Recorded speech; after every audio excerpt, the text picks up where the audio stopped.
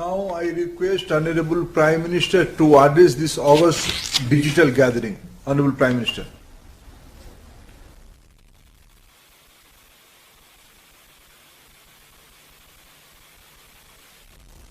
नमस्कार। कार्यक्रम में मेरे साथ जुड़ रहे कैबिनेट के मेरे सभी सहयोगीगण, राज्यों के माननीय राज्यपाल, सभी सम्मानित मुख्यमंत्री, उप मुख्यमंत्री, राज्य सरकारों के मंत्रीगण, उपस्थित शिक्षाविद, अध्यापकगण, सभी अभिभावक और मेरे प्रिय युवा साथियों, नई राष्ट्रीय शिक्षा नीति को 1 साल पूरा होने पर सभी देशवासियों और विशेषकर सभी विद्यार्थियों को बहुत बहुत शुभकामनाएं। बीते 1 वर्ष में देश के आप सभी महानुभावों, शिक्षकों, प्रधानाचार्यों, नीतिकारों ने राष्ट्रीय शिक्षा नीति को धरातल पर उतारने में बहुत मेहनत की है। कोरोना के इस काल में भी लाखों नागरिकों से, शिक्षकों, राज्यों, ऑटोनोमस बॉडीज से सुझाव लेकर टास्क फोर्स बनाकर नई शिक्षा नीति का चरणबद्ध तरीके से लागू किया जा रहा है। बीते 1 वर्ष में राष्ट्रीय शिक्षा नीति को आधार बनाकर अनेक बड़े फैसले लिए गए हैं। आज इसी कड़ी में मुझे बहुत सारी नई योजनाएं, नए इनिशिएटिव्स, इसकी शुरुआत करने का सौभाग्य मिला है। साथियों, ये महत्वपूर्ण अवसर ऐसे समय में आया है जब देश आजादी के 75 साल का अमृत महोत्सव मना रहा है। आज से कुछ ही दिन बाद 15 अगस्त को हम आजादी के 75वें साल में प्रवेश भी करने जा रहे हैं। एक तरह से नई राष्ट्रीय शिक्षा नीति का इम्प्लीमेंटेशन आजादी के अमृत महोत्सव का प्रमुख हिस्सा बन गया है। इतने बड़े महापर्व के बीच राष्ट्रीय शिक्षा नीति के तहत आज शुरू हुई योजनाएं नए भारत के निर्माण में बहुत बड़ी भूमिका निभाएगी। भारत के जिस सुनहरे भविष्य के संकल्प के साथ आज हम आजादी का अमृत महोत्सव मना रहे हैं, उस भविष्य की ओर हमें आज की नई पीढ़ी ही ले जाएगी। भविष्य हम कितना आगे जाएंगे, कितनी ऊंचाई प्राप्त करेंगे, ये इस बात पर निर्भर करेगा कि हम अपने युवाओं को वर्तमान में यानी आज कैसी शिक्षा दे रहे हैं, कैसी दिशा दे रहे हैं। इसलिए मैं मानता हूं भारत की नई राष्ट्रीय शिक्षा नीति राष्ट्र निर्माण के महायज्ञ में बड़े फैक्टर में से एक है और इसलिए देश ने इस शिक्षा नीति को इतना आधुनिक बनाया है, इतना फ्यूचर रेडी रखा है। आज इस कार्यक्रम में जुड़े अधिकांश महानुभाव नई राष्ट्रीय शिक्षा नीति की बारीकियों से परिचित हैं, लेकिन ये कितना बड़ा मिशन है, इस एहसास को हमें बार बार याद करना ही है। साथियों, देश भर से हमारे कई युवा स्टूडेंट्स भी इस कार्यक्रम में हमारे साथ हैं। अगर इन साथियों से हम उनकी आकांक्षाओं के बारे में, सपनों के बारे में पूछें तो आप देखेंगे कि हर एक युवा के मन में एक नयापन है, एक नई ऊर्जा है। हमारा युवा बदलाव के लिए पूरी तरह से तैयार है। वो इंतजार नहीं करना चाहता। हम सब ने देखा है कोरोना काल में कैसे हमारी शिक्षा व्यवस्था के सामने इतनी बड़ी चुनौती आई। स्टूडेंट्स की पढ़ाई का, जीवन का ढंग बदल गया, लेकिन देश के विद्यार्थियों ने तेजी से इस बदलाव को एडप्ट किया। ऑनलाइन एजुकेशन अब एक सहज चलन बनती जा रही है। शिक्षा मंत्रालय ने भी इसके लिए अनेक प्रयास किए हैं। मंत्रालय ने दीक्षा प्लेटफॉर्म शुरू किया, स्वयं पोर्टल पर पाठ्यक्रम शुरू किए। आज हमारे स्टूडेंट्स पूरे जोश से इनका हिस्सा बन गए। दीक्षा पोर्टल पर मुझे बताया गया कि पिछले एक साल में 2300 करोड़ से ज्यादा हिट होना ये बताता है कि ये कितना उपयोगी प्रयास रहा है। आज भी इसमें हर दिन करीब 5 करोड़ हिट हो रहे हैं।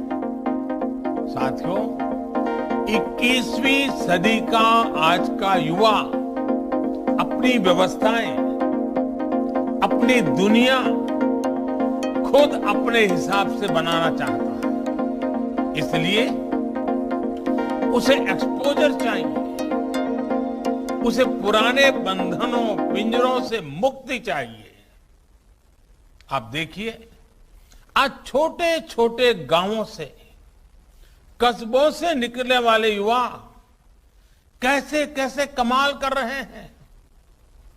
इन्हीं दूर दराज इलाकों और सामान्य परिवारों से आने वाले युवा आज टोक्यो ओलंपिक्स में देश का झंडा बुलंद कर रहे हैं, भारत को नई पहचान दे रहे हैं। ऐसे ही करोड़ों युवा आज अलग अलग क्षेत्रों में असाधारण काम कर रहे हैं, असाधारण लक्ष्यों की नींव रख रहे हैं।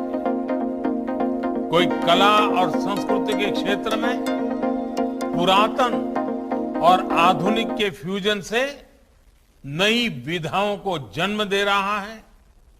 कोई रोबोटिक्स के क्षेत्र में कभी साईफाई मानी जाने वाली कल्पनाओं को हकीकत में बदल रहा है।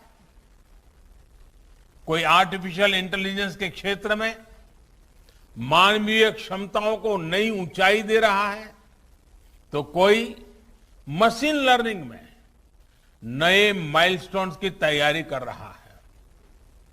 यानी हर क्षेत्र में भारत के युवा अपना परचम लहराने के लिए आगे बढ़ रहे हैं। यही युवा भारत के स्टार्टअप इकोसिस्टम को रिवॉल्यूशनलाइज कर रहे हैं। इंडस्ट्री 4.0 में भारत के नेतृत्व को तैयार कर रहे हैं और डिजिटल इंडिया को नई गति दे रहे हैं। आप कल्पना करिए, इस युवा पीढ़ी को जब इनके सपनों के अनुरूप वातावरण मिलेगा तो इतनी शक्ति कितनी ज्यादा बढ़ जाएगी। और इसलिए नई राष्ट्रीय शिक्षा नीति युवाओं को ये विश्वास दिलाती है कि देश अब पूरी तरह से उनके साथ है, उनके हौसलों के साथ है। जिस आर्टिफिशियल इंटेलिजेंस के प्रोग्राम को अभी लॉन्च किया गया है, वो भी हमारे युवाओं को फ्यूचर ओरिएंटेड बनाएगा, एआई ड्रिवन इकोनॉमी के रास्ते खोलेगा। शिक्षा में ये डिजिटल रिवॉल्यूशन पूरे देश में एक साथ आए, गांव शहर सब समान रूप से डिजिटल लर्निंग से जुड़े, इसका भी ख्याल रखा गया है।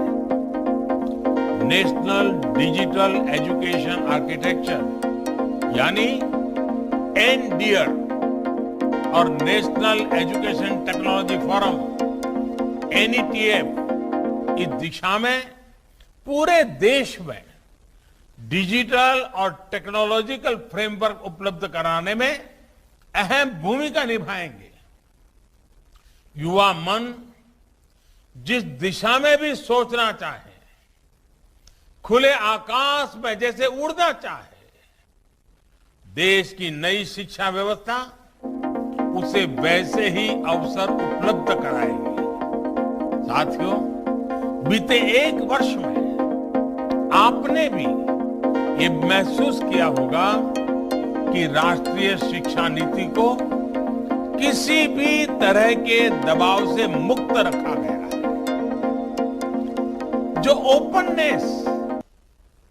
जो ओपननेस पॉलिसी के लेवल पे है, वही ओपननेस स्टूडेंट्स को मिल रहे विकल्पों में भी है। अब स्टूडेंट्स कितना पढ़े, कितना समय तक पढ़े, ये सिर्फ बोर्ड्स और यूनिवर्सिटी नहीं तय करेगा। इस फैसले में स्टूडेंट्स की भी सहभागिता होगी। मल्टीपल एंट्री एंड एग्जिट की जो व्यवस्था आज शुरू हुई है, इसने स्टूडेंट्स को एक ही क्लास और एक ही कोर्स में जकड़े रहने की मजबूरी से मुक्त कर दिया है। आधुनिक टेक्नोलॉजी पर आधारित एकेडमिक बैंक ऑफ क्रेडिट, इस सिस्टम से इस दिशा में स्टूडेंट्स के लिए रिवॉल्यूशनरी चेंज आने वाला है। अब हर युवा अपनी रुचि में, अपनी सुविधा से कभी भी एक स्ट्रीम को चूज कर सकता है, छोड़ सकता है। अब कोई कोर्स सेलेक्ट करते समय ये डर भी नहीं रहेगा कि अगर हमारे डिसीजन गलत हो गया तो क्या होगा। इसी तरह structured assessment for analysing learning levels यानी सफल के जरिए स्टूडेंट्स के आकलन की भी वैज्ञानिक व्यवस्था शुरू हुई है। ये व्यवस्था आने वाले समय में स्टूडेंट्स को परीक्षा के डर से भी मुक्ति दिलाएगी। ये डर जब युवा मन से निकलेगा तो नए नए स्किल लेने का साहस और नए नए इनोवेशंस का नया दौर शुरू होगा। संभावनाएं असीम विस्तार होगी।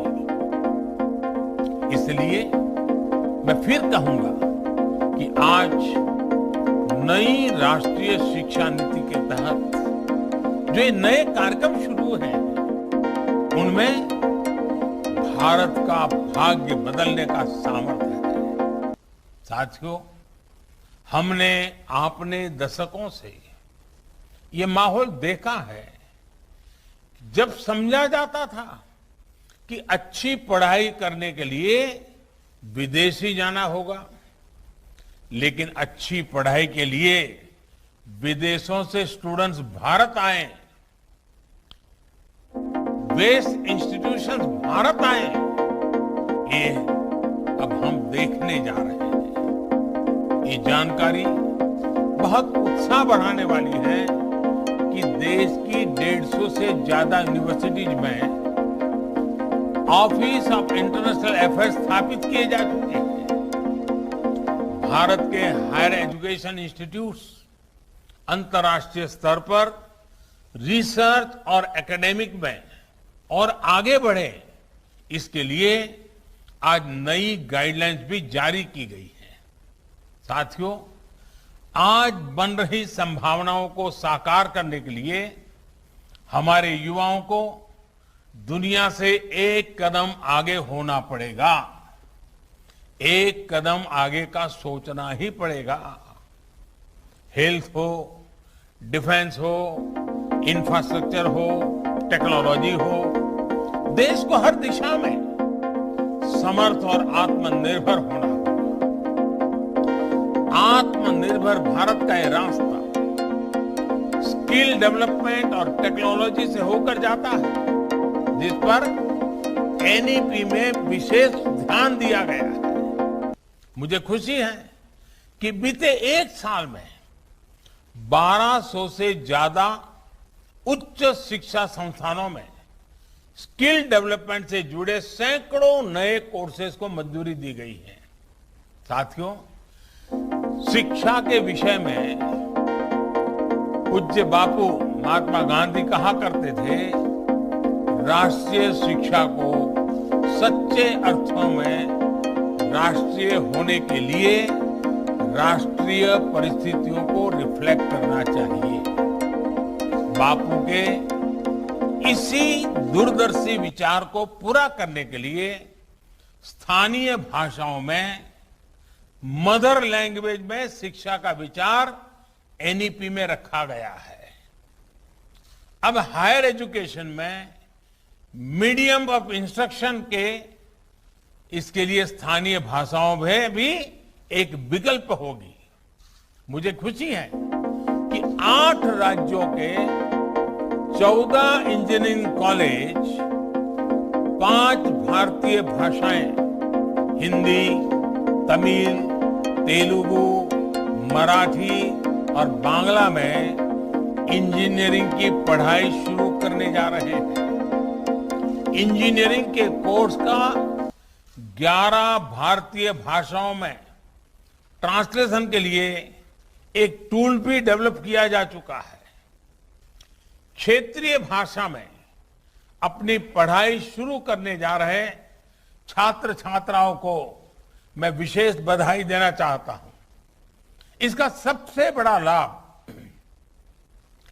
देश के गरीब वर्ग, गांव कस्बों में रहने वाले मध्यम वर्ग के स्टूडेंट्स को, दलित, पिछड़े और आदिवासी भाई बहनों को होगा। इन्हीं परिवारों से आने वाले बच्चों को सबसे ज्यादा लैंग्वेज डिवाइड का सामना करना पड़ता था।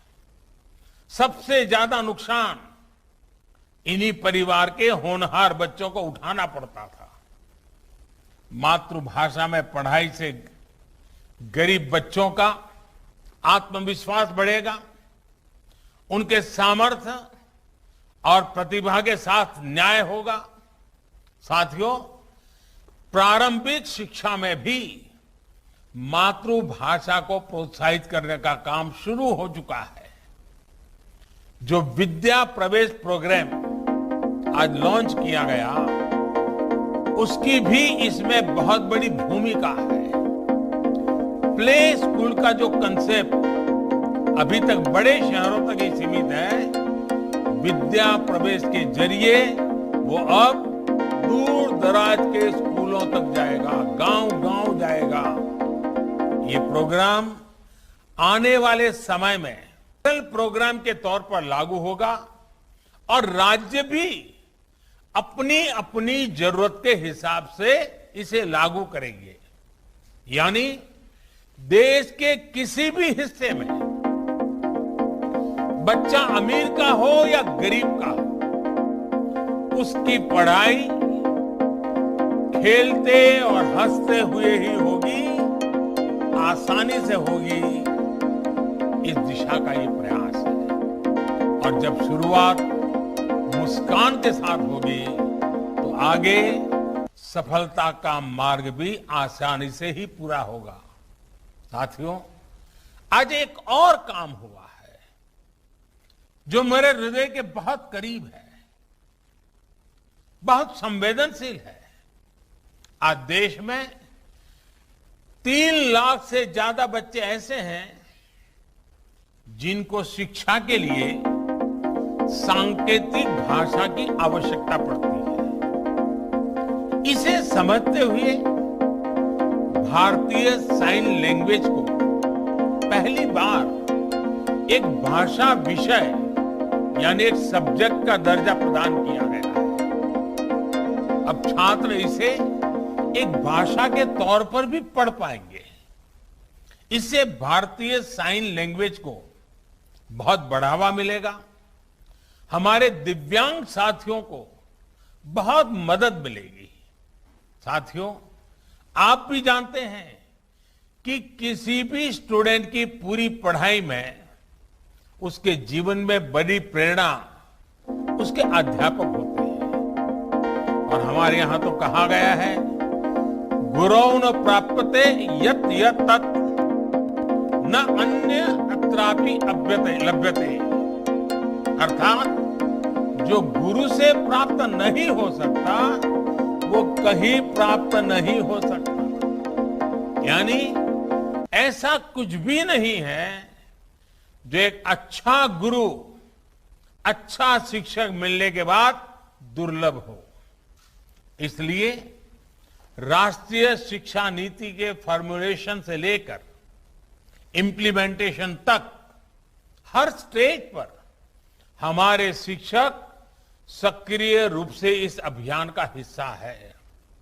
आज लॉन्च हुआ निष्ठा 2.0, ये प्रोग्राम भी इस दिशा में एक अहम भूमिका निभाएगा। इस प्रोग्राम के जरिए देश के शिक्षकों को आधुनिक जरूरतों के हिसाब से ट्रेनिंग भी मिलेगी और वो अपने सुझाव भी विभाग को दे पाएंगे। मेरा आप सभी शिक्षकों से, एकेडमिशियन से अनुरोध है कि इन प्रयासों में बढ़ चढ़ करके हिस्सा लीजिए, अधिक से अधिक योगदान दीजिए। आप सभी शिक्षा के क्षेत्र में इतना अनुभव रखते हैं, व्यापक अनुभव के धारक है। इसलिए जब आप प्रयास करेंगे तो आपके प्रयास राष्ट्र को बहुत आगे लेकर जाएंगे।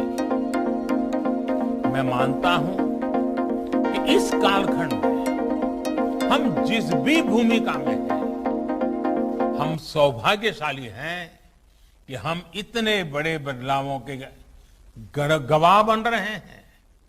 इन बदलावों में सक्रिय भूमिका निभा रहे हैं। आपके जीवन में ये स्वर्णिम अवसर आया है कि आप देश के भविष्य का निर्माण करेंगे, भविष्य की रूपरेखा अपने हाथों में खींचेंगे। मुझे पूरा विश्वास है आने वाले समय में जैसे जैसे नई राष्ट्रीय शिक्षा नीति के अलग अलग फीचर्स हकीकत में बदलेंगे, हमारा देश एक नए युग का साक्षात्कार करेगा। जैसे जैसे हम अपनी युवा पीढ़ी को एक आधुनिक और राष्ट्रीय शिक्षा व्यवस्था से जोड़ते जाएंगे, देश आजादी के अमृत संकल्पों को हासिल करता जाएगा। इन्हीं शुभकामनाओं के साथ मैं अपनी बात समाप्त करता हूं। आप सब स्वस्थ रहें और नई ऊर्जा के साथ आगे बढ़ते रहें। बहुत बहुत धन्यवाद।